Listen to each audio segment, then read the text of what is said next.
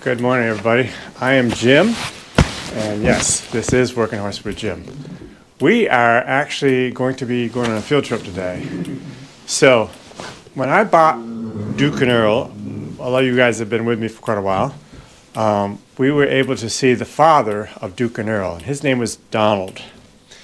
Well, kind of ever since that point, I kind of wanted to go back down there and do a video on Donald and see, hopefully even the owner, which is Chad, if he would be able to be logging with them in the woods, and I could even do a video of that. And so that's actually what we're going to do today.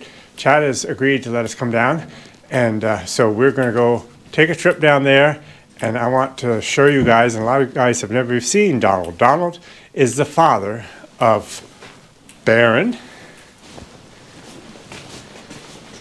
and Earl. He's the grandfather of Bree and June. Now, as you can see, these are my fillies, if you guys don't follow my channel. And there's not the right names over their head, because this is not where they actually spend their time at night. They spend their time in the little room over there. But we brought them in here so we could give them a brushing. So we brushed them a little bit this morning, and now they're actually going to go back outside. So anyways, these are Donald's granddaughters. And there's one other horse out here, which is Duke, which is right there at the end of the shed, looking at us. So that's Duke, and he is Donald's son also. Now keep in mind, as we're going over there, Duke and Earl are half brothers, so they had a different mother, whereas Earl and Baron are full brothers. They're a year apart, 4 and 5, and Duke is 4, and so that's what's happening with that situation, of course. So anyways, I'm looking forward to heading down there, and I hope you guys are too. So let's head on out and see what kind of troubles we can get into with the father of the bulk of my horses. So in the comments below, as we get over there to see Donald, I'd like you guys to tell me who you think most resembles their father. Is it Baron? Is it Earl? Is it Duke? Let me know what you guys think. I'm going to try to make that my decision myself. We'll see you down there. Okay, we have arrived. And it's quite a bit of a hill that we're headed up. And there's Chad with his horses. Brenda's coming along behind after she gets more clothes on. It's a pretty nice day, but still cold enough.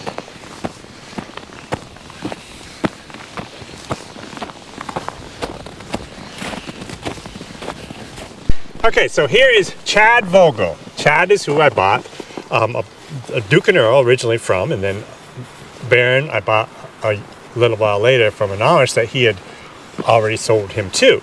Anyways, we are here with Chad Vogel, and tell us about yourself, Chad, and then we'll get going and watch you do what you do. All right. A few things. Kind of, where are you originally from? Are you from this area? What brought you into horse logging? Nice. Originally, I'm from Western New York, the Finger Lakes area, south of Rochester, a town called Canandaigua. And then I went to Paul Smith's College, did 2 years of forestry school there, and that's where I first harnessed a horse, drove a horse there with the instructor Bob Brell during the introduction to forestry class. And coming out of that, I really wanted to see if people were doing this for a living, and found a guy in Maine that I worked for a little bit, then went down to Virginia and worked with a guy down in Virginia for several years. You can throw names out if you want. The guy in Maine was Pete Haggerty, and a guy in Virginia was Jason Rutledge. Yes, great. Great. So, and Healing Harvest Forest Foundation is his. And you were there quite a while with him, right? I worked on and off with him for 8-9 years down there. I thought I would go down for 6 months and come back up, but the jobs rolled in, and we were doing pretty good down there, and I was enjoying it. So yeah. I know Jason a little bit. I actually was with him this summer at the Horse Progress Days. And but I've talked to him on the phone quite much, and not to let this go to your head, but he was commenting on you personally, how one of the best apprentices he's ever had. Well, I'm glad. I had a great time with him and learned a lot. So that was yeah, it was a great period in my life. So. Also, and we never filmed it, but last winter, Chad actually came up to Paul Smith College, and since he was an alumni there, they actually let him come in, and he helped me for a couple of days logging up there. So that was quite fun doing that. Mm-hmm. So yeah. You want to look at the horses? I do. Tell us about the horses. This is Don. He's not going to know anything about that camera, so he might get some snorts out of him. I doubt that. Fear from him. So here's the dad. This is the Duke dad. and Earl and Baron. And yes, Duke and Earl, yes. And grandfather. And grandfather to our two fillies. Oh, nice. Yes, perfect. So we have quite a barn full of his yes. Well, offspring and grand offspring then, huh? So one thing we mentioned, we started the video at home, one thing we mentioned is kind of curiosity of how the offspring look compared to him. Which of the offspring look the most like him? And as I look at his head, he's got that Earl's head, doesn't he? Earl head. I would guess an Earl head. Yup. That's what I thought. Also a little bit like Baron.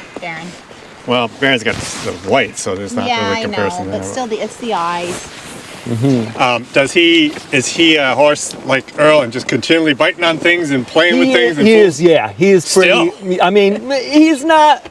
Yeah, he is. I was hoping that Earl would get on with him sooner. But he's a very curious guy and pretty oral. He wants to check a thing out with his mouth. Normally, that's the way Earl is too. And I used to be real. Like, get off me, but it's just him checking it out. Once I learned it's not, there's no aggression. Him being a stud, I was particularly wanted to be like, right. you keep your distance, keep your respect, but he's just checking things out. How about gates? Does he open gates? No. Earl will open up a gate every time.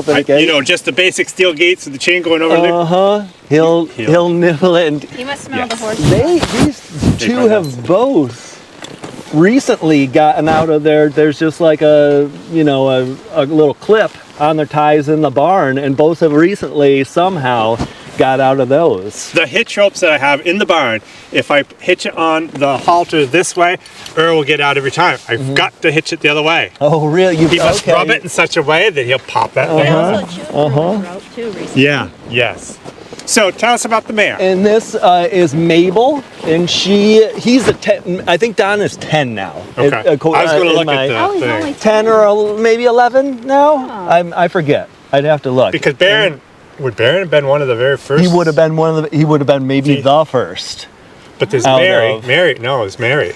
There's Mary. Okay, he would be the second out of him then. And he actually bred that Connie mare when he was a 2-year-old. Oh, really? Yeah. Really? Yep. Well, Baron has offspring in the Amish place that I bought him from. Okay. And same thing, he bred a bunch of them at 2. At 2? Yes. Yep. I was surprised. I didn't know if he would do it that summer, but he did. Yeah. And I just keep him with the mares. He's just with the mares all the time. Right. And so. Right. So what do you have for mares left? Do you have? I just have this mare and one other. Okay. That's at home. Is that the mother to Duke? Do you still have her? I don't have the mother to Duke anymore. No, he went down through Don Hughes to somebody down in that area. Okay. Yep. Okay. But I have a sister to that mare. Okay. And those both came from John Hammond in New Hampshire. Yeah. So are both your mares bred for next year? Yeah, they are. Yep. And she's getting pretty. She will probably breed end of April, sometime like that. So you mean full? She will. Yeah, she will foal at the end of April, type of thing. So you have to be a little bit careful with her this time. I've noticed the last couple days. I was like, is it the snow or is it she's starting to lose her wind a little bit? She's starting to huff and puff. I was always told that you really want to be careful not to back heavy loads up or hold heavy loads back in the last trimester. Oh, interesting. I had never heard that. Yeah, so that has always concerned me with the pregnant mare that last trimester. But you've used pregnant mares quite a bit. Yeah, quite a lot. I keep them pretty well bred, and then I usually am working Don with a mare. Yep. That's great. Kind of what that's I do. Great. Yep. And I have no issue with working them right up through. That's the only thing I'd be concerned with because I've been told that, and I'm a good source that made me really be aware of that. Be aware of that, and it's rough back and in this deep snow. It is so very I do. rough, yes. But you know, like so many things, you hear it from a good source. You think it's the honest truth, but you really? don't know how much is I don't- folklore and how much is I'll tell you a story, and I don't know, how much this story should be told. Some people might think it's poor horse keeping, and but I think it's a story, that someone had told you that I know has happened. Okay, A guy had a mare, and he was working a guy down in Virginia that I know, and they were logging together, and a stud got out, and the horses were all mixed up, and he didn't know his mare got bred in that whole mix-up, and he just worked them. He was keeping the horses on site, and he went home for the weekend, and the horses had enough hay or a round bale or whatever, and he came back on Monday, and there was a foal on the ground. Wow. Had no idea the whole time. So that leads me to believe, and like, he was working his horses hard. Right on through. Right on through. So that means, that. And down in there, there's steep hills too, I'm assuming. Yeah. It was steep. So it was rough there's got to be walking. some heavy some britching. britching, Yep, definitely. Definitely. So I'm seeing. And so she's a 6-year-old now. Okay. I got her as a 3-year-old. So when I bought Duke and Earl, she was not with him at that time. She was not with. You had a I different might mare. have just got her because I remember you commented on her. Okay. You liked the look of her. I don't know if I Okay. had the mother of Duke at that time anymore either. You did. I did. You did, okay. but not of Earl. Okay. But you did have the mother Duke, and she was quite small. And Yep. But Duke is up there. He's weighing 1,700 pounds. Is he? Yeah. Nice. Yeah. Yep. So nice. And I would say size-wise, kind of hard to tell because we're on a hill. Yeah, but definitely. I'd say size-wise that he is pretty well the same as both Baron and Earl. Nice. I would say. Both, although he might both be a little about that size. Yeah, he's. I bet he's bigger though. He's got a wider chest on him, so I bet he weighs a little bit more. But yeah, about the same. I mean, he might weigh 50 pounds more. Yep.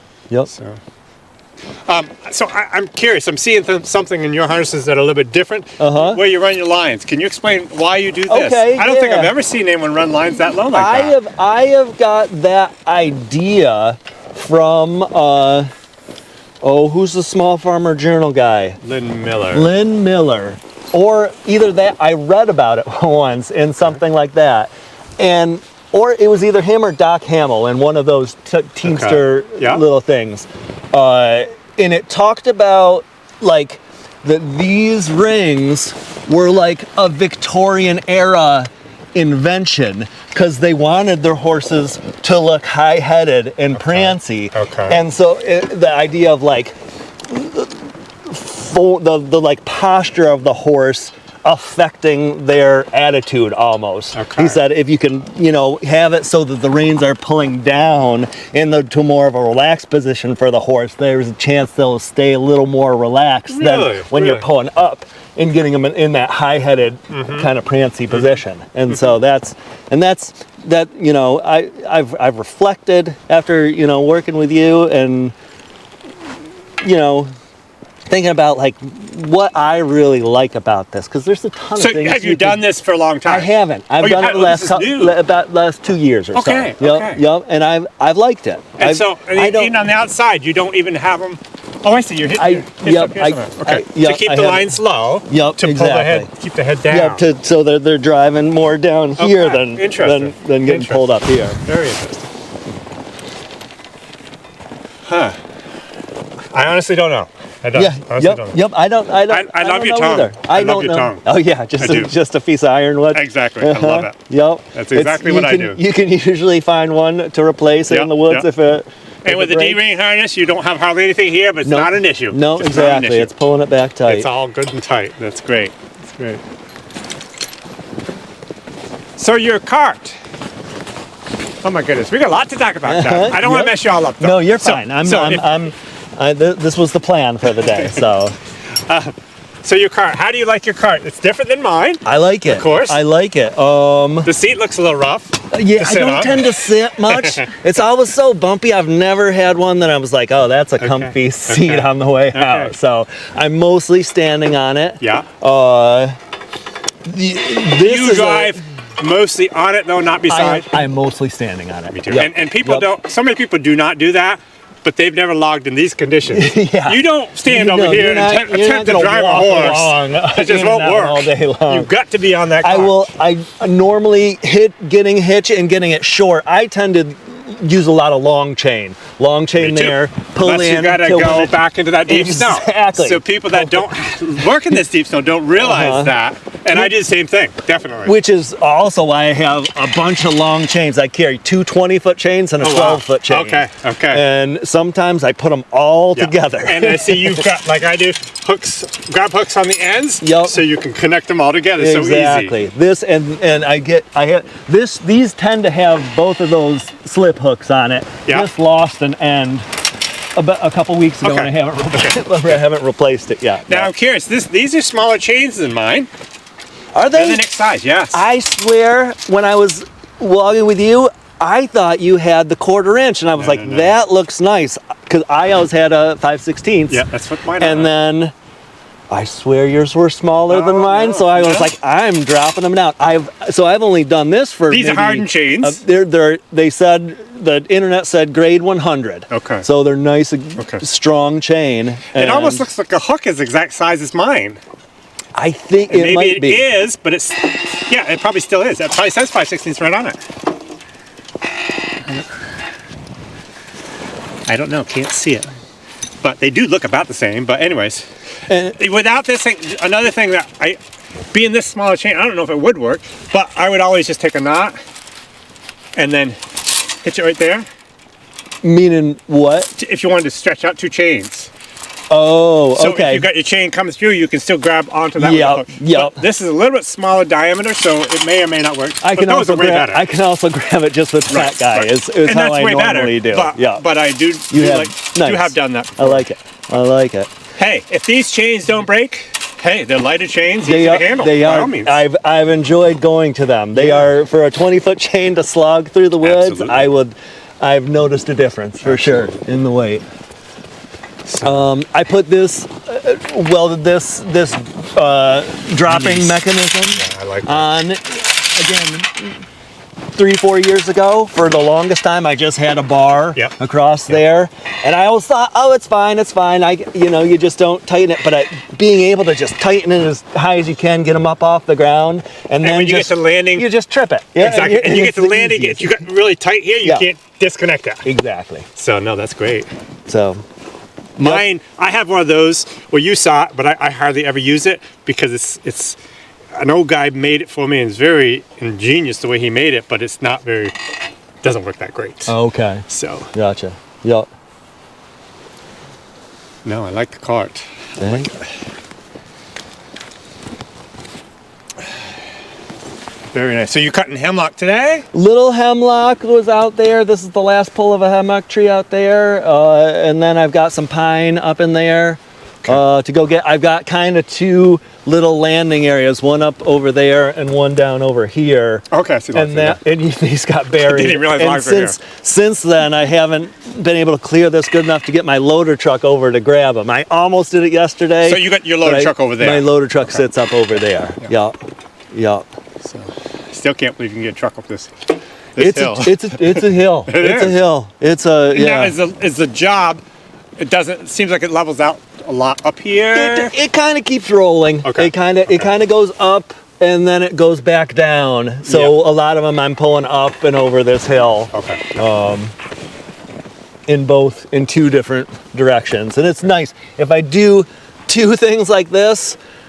2 landings like this, I can do a full day's work and fill both landings and not have to start the machine and clear things out of the way and just do that at the end of the day, which is nice. You are dealing with some pulp then, I see. Yeah, I do pull pulp. Yep, I pull pulp, just tops of the logs, or sometimes whole trees that are just punky and they should come out for the forest's sake. I'll do it. And I'm assuming most of your markets are the Amish in the area? No, you tell me where it was. That other place. Yes. It's a guy right in Westport. Yeah, you were telling me. Yes. That has bought most of, for the last couple years, bought most of my logs. Yeah. And yep, we drive right by it when we go to the Westport Fair. Yep, exactly. Exactly. I'd love to have you come to the Westport Fair one of these days when we're at the Horseful. Sure. I know you almost made it last year. I used to pull down south. They were the 27.5-foot poles. Oh yeah, yeah. And I haven't pulled a horse in years. But I did used to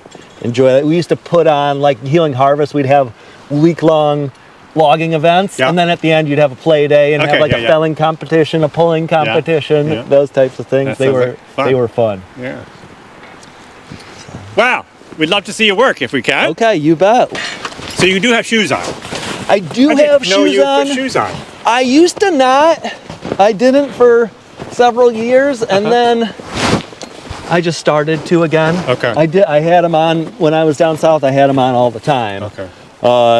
These conditions, it'd be tough without shoes. You know, this, I think it would be all right. It's so soft but when when you're packed. But when it's, in the last couple years, when you get that freeze and thaw, and then it gets icy, and that's when, and so I'd like to, next year, I think I might get shoes with bigger caulks on them. This just has the borium on the toe and the heel. I've used them both, but the bigger corks is incredible how much they dig. Yep, definitely.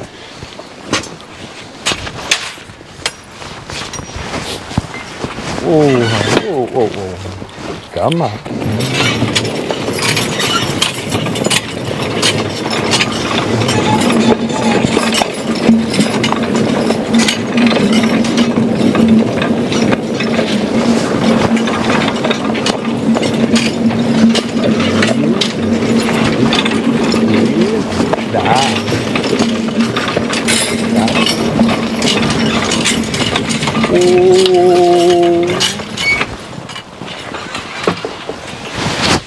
Is your loader diesel?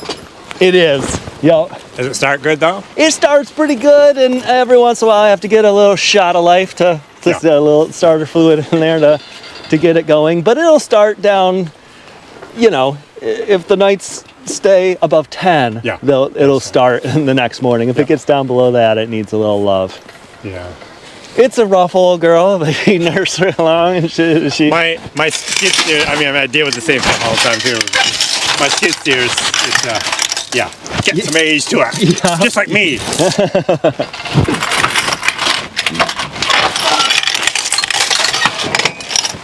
That's a really simple setup. It's so nice. Yeah, it's real. The only thing in this last year, it started to get loose, so it'll sometimes just jiggle and open up by itself. Thin washer? So I thought I would. I thought I'd put another thin washer sometime soon.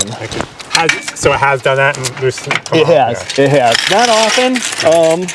Actually, just this winter on this job here, on one section that was kind of bumpy, it would kind of jiggle and end up coming off. Good way to hang your jeans. That is not a tree right there. Well, it's still a tree. Yeah. No, it's not. Oh, it's not a tree. No, it's not a tree at all. Oh my goodness. It's metal. See it up there. We need to get close up with that at some point. Yeah. I thought for sure. What kind of logger am I? I didn't even know it was in a pine tree. Oh my goodness. Okay. All right. Come on.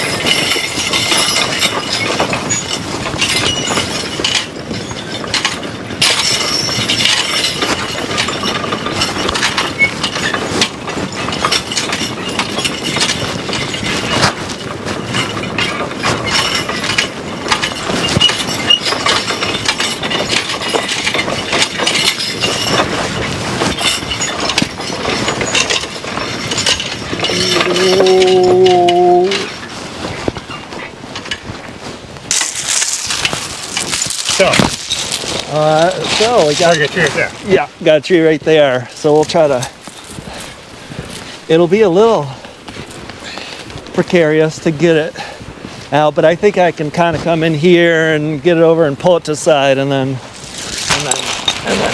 It is miserable backing up in the snow, isn't it? It's hard. They really struggle with it. But like you said, we'll long chain it and absolutely. and try to drive them forward as much as you can to get them close to and then to decide how much do I want to take. exactly. It's so important. It is. So, It's. Eventually, the snow is great when it's packed down, but it's still not packed enough that I'm pulling, as big a loads as I might want to. It's because it just wears them out. I'm hoping to get started up at Paul Smith's next week. Oh, nice. You're back to. But the doctor gave me, he said, healing great. He said, just continue doing what you're doing. And I actually came home yesterday afternoon, started up my chainsaw for the first time. Oh, nice. It's been a little over 4 weeks. Oh, wow. Yeah. That didn't bother me at all. Nice. So, but I was driving Bill. We skidded a little bit of firewood yesterday, and Bill's kind of hard to hold anyways. And my arm is a little sore from that. Anyways. So my hope is to pull this butt right into that little gap there, and then I can take it out through there. Might want to jump right over that stuff anyways and just go that way. It might. I'm going to pull it. I'm going to go that way. I'm going to bring them up and face them that way and take a couple pulls back and forth that way. We'll get out of your way. This is great, but miserable all at the same time, huh? Yeah, it is. It's great and miserable all at the same time. Well said.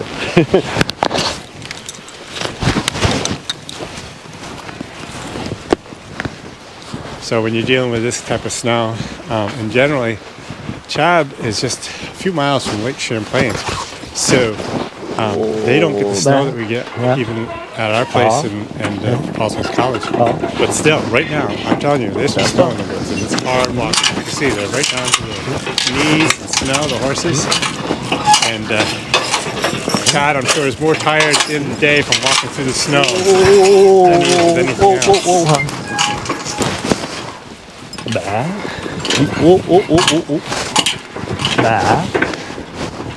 Back. So difficult to back that cart up when you have this much snow. Back. Oh, back.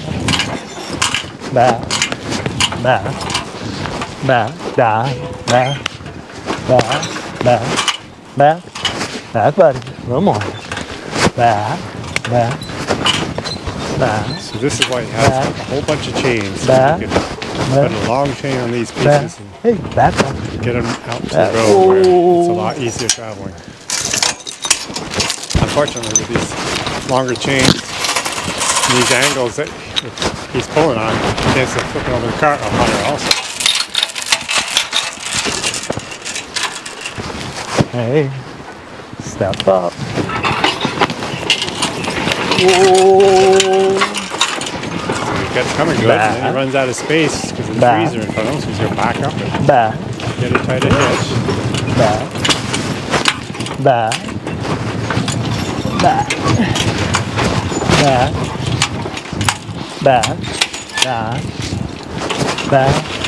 buddy. Back. Hey, back. One more. Back. Oh. Where he gets onto that cart, and everything whether or not the cart stays on both tires or not. If he was to hitch that on the other side of the cart, it'd flip that cart right over. I guarantee you that. Step up. Oh. No problem. Got to turn it down. And he'll probably get back right in and hitch it on, pull the hitch, and get down the trail. I'm assuming. Back, bud. Back. G. Back. G. Back. Back. Back. Back. Back. Down. And G. G. Oh, back. G. Back. Oh, back, buddy. Back. Yep. Back. Back. Back. Back. Hey, back, honey. Down, back. Ba. G.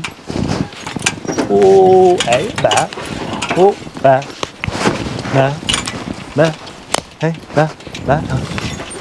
Ba. Good girl. Ba. Ba. Ba. Ba.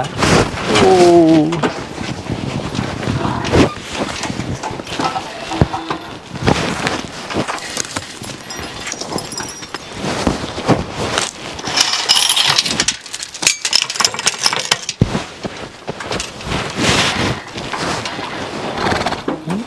Step up. I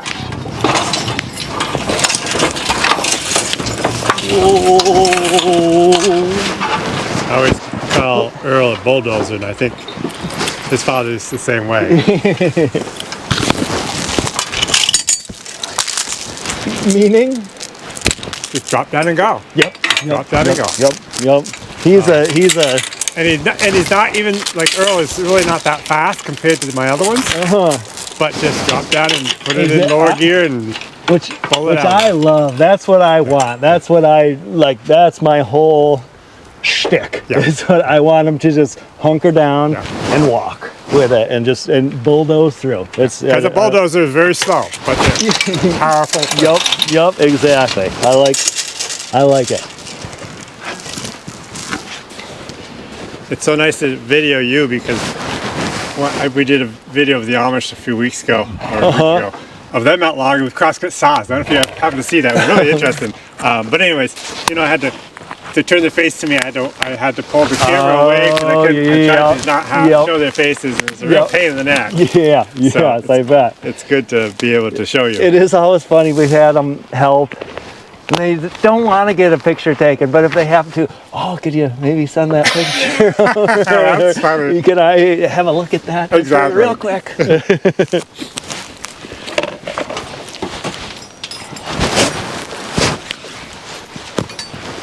Ooh, yum.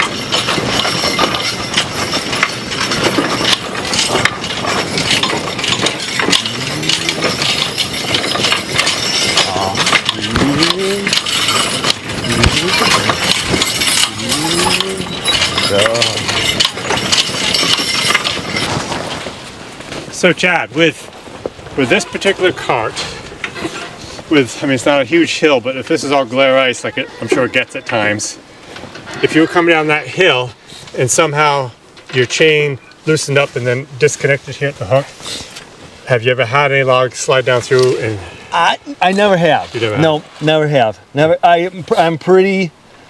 I'm on this job because it's a less steep job than my summer job. So I go to a place in the summer that's pretty darn steep that I would be scared to pull stuff down in the winter because it would want to push them. Right.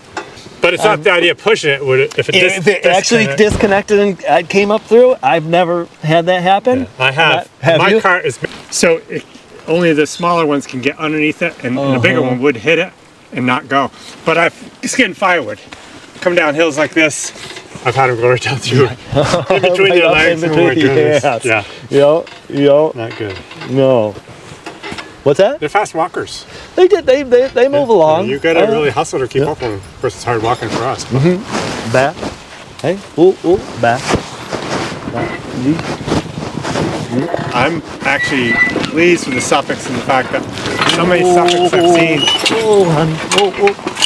were pretty slow. Yeah. And mine are not. And these two are not.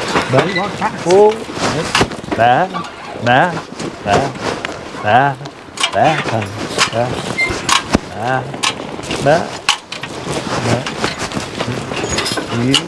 Whoa, back, deep.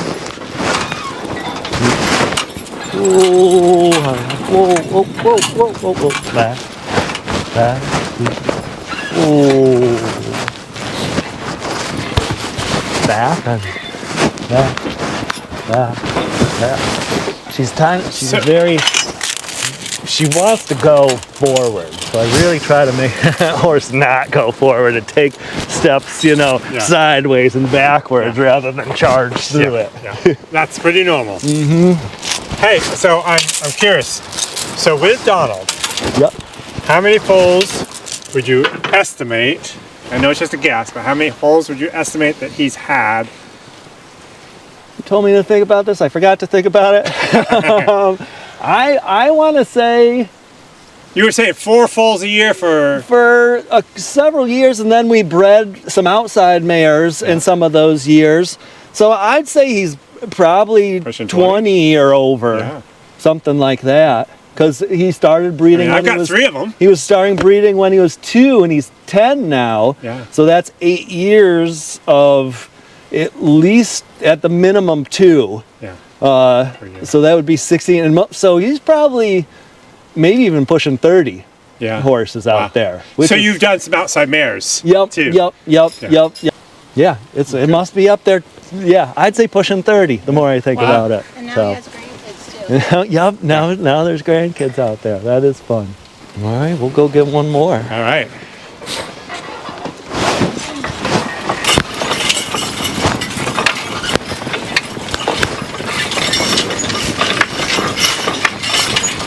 I asked Chad if he's going to have his foals for sale, and the mare that he's using the Donald right now is bred. But he said this will be her 4th foal. And there's one guy that has bought the other 3, and I guess he'd like the 4th one too. But if that doesn't materialize, I will keep you informed. And I told him if he has any foals for sale, let me know. And who knows? There might be a foal still available for this combination, or he has one other mare at home, which is, did you say a full sister to mine? I don't know if it's full sister to the full sister. It's at least half sister. They both came from John Hammond. Okay, so it would definitely be a half sister. Yeah. I think at least a half sister, maybe. Now, how big is she? Is she as big as this one? No, she's more the size of that other mare. So she continually produces a nice, dark, little, chunky, usually filly. Oh, really? Yeah. Yep. My mare's had 2 fillies in a row now and hoping for a stud colt. Nice. But we can wish all we want, and Yep. what it is, it is. And exactly, and come up with different theories of how you get it. But it's a crapshoot. It sure is.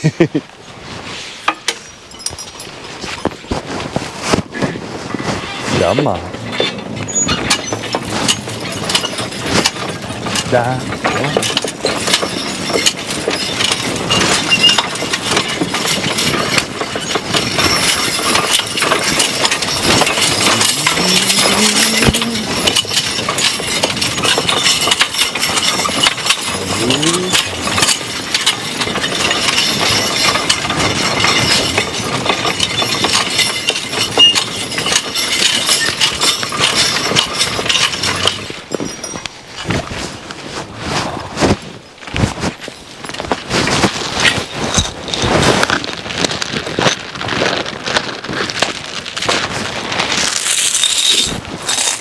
So this is a double pronger. Yeah. Yup. You took the one piece out already. Now, you had said earlier you probably didn't work for last week or so. I wasn't here last week. I was getting firewood at a different job last week. So that's why these trails are all just kind of freshly made. Yep. Okay, so Chad put a good rolling hitch on here. So these pines, especially these bully pine that he's dealing with, bully meaning a lot of limbs, big limbs, he's going to roll that. When he hitches onto that log, we'll roll it over. So there's this piece here, and I'm assuming he's going to get a butt log off there, although I'm afraid the rot problem could be an issue, but... Back. Hey, back, maybe. Back. Back. Back. Back. Oh. Back. Back. Back. Back. Oh.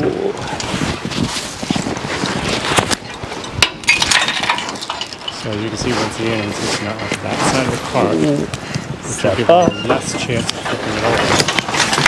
Oh. Back, back. Well, Chad, I was Back. wrong. Back. I told everybody you had to put the rolling hitch on because you probably have a whole bunch of limbs on this side. Well, And there's nothing. I didn't know either. I imagine there was limbs under there too. But It's clean. that must be the side that was up, Must be. against that other tree that Must it grew be. next to. Yeah. Hey, back. I thought probably that butt log would be no good, but it doesn't look that bad. One's still there. We'll see. The butt might be rotten. Yeah, I'm not sure. I might cut it back and sell it as a big piece of pulp. Unfortunately, back. But there's so much money in pulp, you don't mind doing it, right? That is one. If I knew it was rotten, I would contemplate just leaving that. Well, isn't there a size diameter for pulp? 24 inches. 24. And we're pushing it right Yeah, there. I'm not yeah, sure. yeah. If it had a flare on the butt, they wouldn't take it. But since it's... And that's a 10-footer? And that is, I think, 12 right. Okay, Maybe so it's 10. you can take 2 feet off it at least, Yeah. maybe even 4. Yep. So you'll probably make a log out of it. Yeah. If not, I agree with you. I'd leave it in the woods. Yep. Yeah, we're clear under there. Looks nice.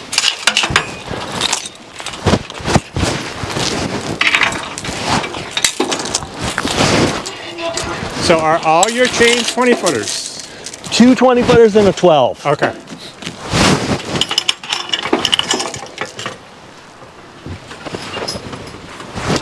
Oh, back.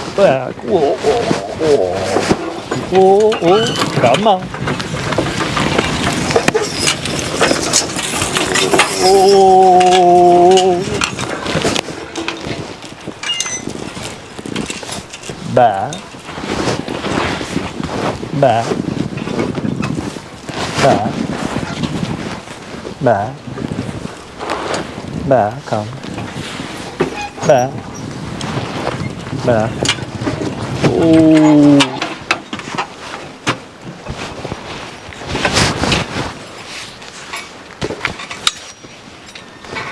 Oh. Come on.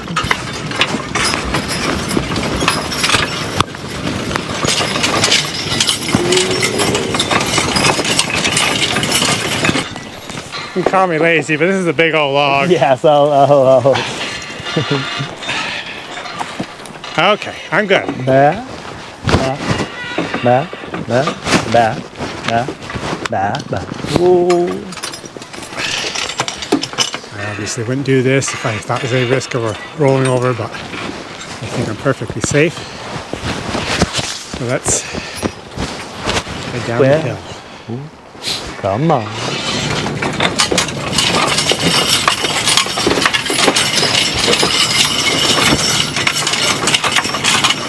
The way that's set up on the cart, there's just absolutely no way this log can roll too much at all. No. So you've been on this job for how long, Chad? This is my second year here. Okay. So I was in here last winter, and then I had a down period doing some repairs on my loader this fall. So I probably started the beginning of December here. Okay. And how many acres is it? It's actually a little over 100 acres total Wow. here. Good-sized piece. It goes down to like a creek and goes across. So I might look at the other side of the creek and pull to a completely different place. Yeah.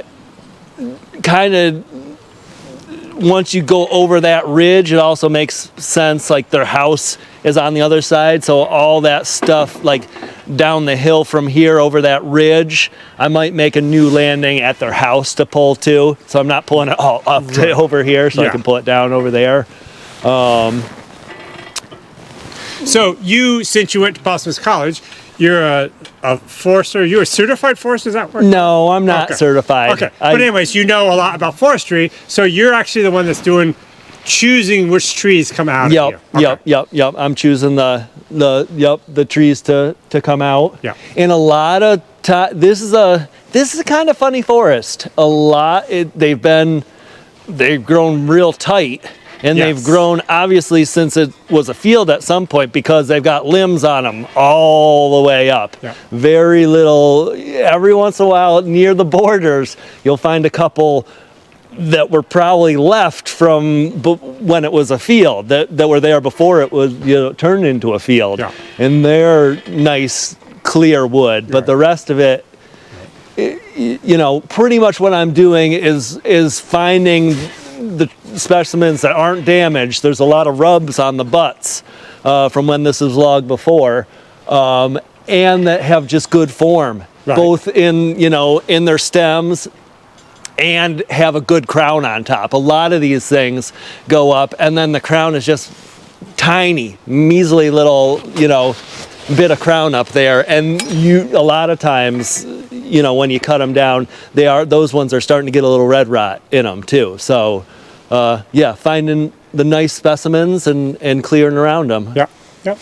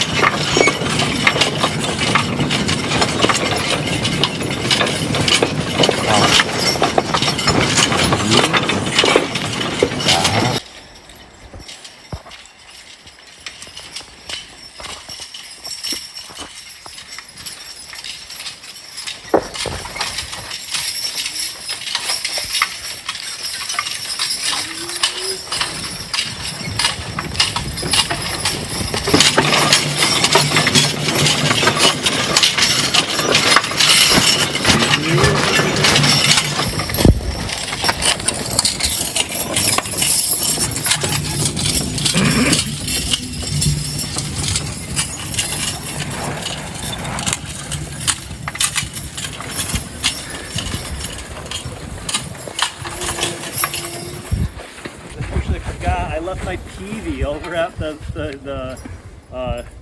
firewood job, and so I would normally bump these over and scoot them in. As it is, you run out of room pretty quick. Yes, you do. Without some sort of something on landing, it's rough to make a living at London, isn't it? Without your loader or my skid steer. Yes, definitely. It's so nice to have. I got me in a minute. So, here's the way he releases this. Yeah, it's pretty tight. You do have to make sure the chains are not in there because they can catch up and not let it release. But there's tension on there now, and you just do that and. Perfect. Very nice. So did you make that up or just have someone make it up for you? I welded up, but it was part of I think it was a official DAPNet event that we hosted up here at a friend's shop. Okay. And this design was come up by a guy named Bill West. Yes. He came up with the latch mechanism there. Yes. And some people built other types of carts, and then I put this it was a log cart making workshop thing by DAPNet, and I put that I like it. I think it's great. I like I say, I worked several years without it, thinking I didn't want one, and then I put one on, and I can't imagine why I lasted so long without it. It's so convenient. Yep, I can see that.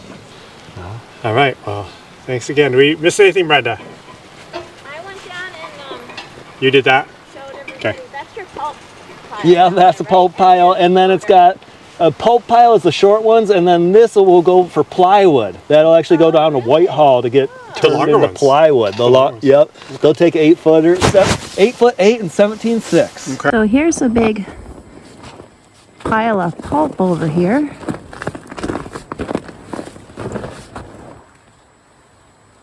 And here is a close-up of me down on the ground. I fell down. But here's a good view of that pole that is actually a cell tower thing. That's pretty cool. Soft landing.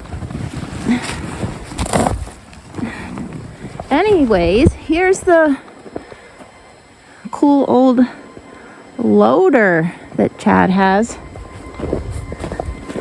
Looks like an antique, but it gets the job done. So there are some trees in the way, but there's some nice peaks off in the distance.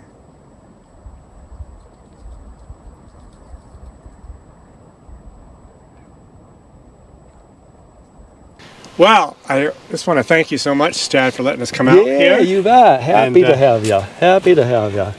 It was a good little break for us Good. before we get back to work. Yes, definitely. So. Definitely. Well, yeah, I appreciate you coming out. Happy to have you.